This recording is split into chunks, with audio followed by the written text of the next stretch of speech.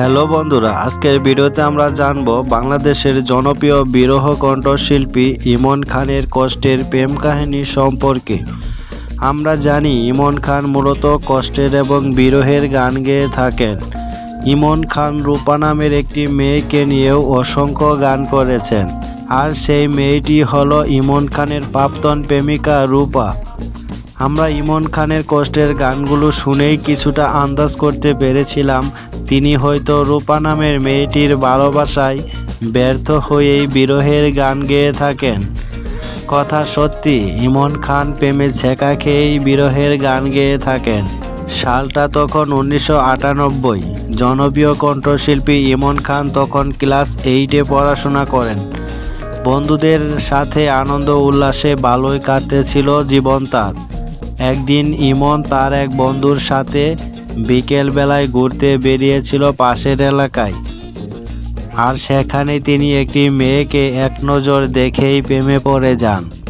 তারপর সুযোগ পেলেই ইমন খান ছুটে যেতেন সেই এলাকায় মেয়েটিকে দেখার জন্য।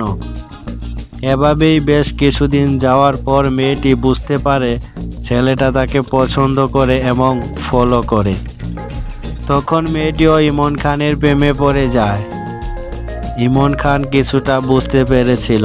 বেশ কিছুদিন যাবার পর ইমন খানের সাথে মেয়েটির কথা হয় রাস্তায় দাঁড়িয়ে। দুজনের মধ্যে কথা আদান প্রদান হলে তাদের মধ্যে একটা ভালোবাসার সম্পর্ক গড়ে ওঠে। তখন ফোন ছিল না, তাই তাদের মধ্যে কথা হতো চিঠিতে।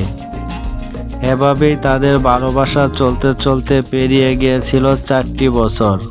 রূপার ফ্যামিলি থেকেই রূপার জন্য বিয়ে ঠিক করেছিল তার বাবা।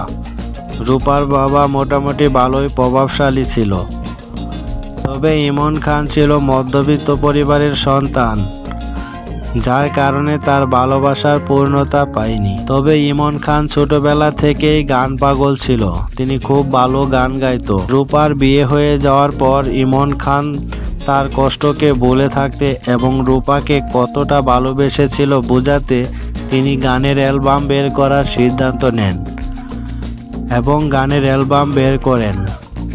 ইমন খান রূপাকে নিয়ে গান করার কারণে রূপার বাবা ইমন খানের ওপর অনেক চাপ সৃষ্টি করেন এবং এলাকায় সালিশও বসিয়েছিল। সালিশে ইমন খান শুধু এটাই বলেছিল, আপনার মেয়ের নামই যে শুধু রূপা তা নয়, দুনিয়াতে আরও অসংখ্য রূপা আছে। রূপা নামটা আমার খুব ভালো লাগে, তাই গানে ব্যবহার করি। তারপর থেকে ইমন খানকে আর কেউ কিছু বলেনি। ইমন খান তার বুক ফাটা কষ্টগুলো গানের মাধ্যমে প্রকাশ করে থাকেন।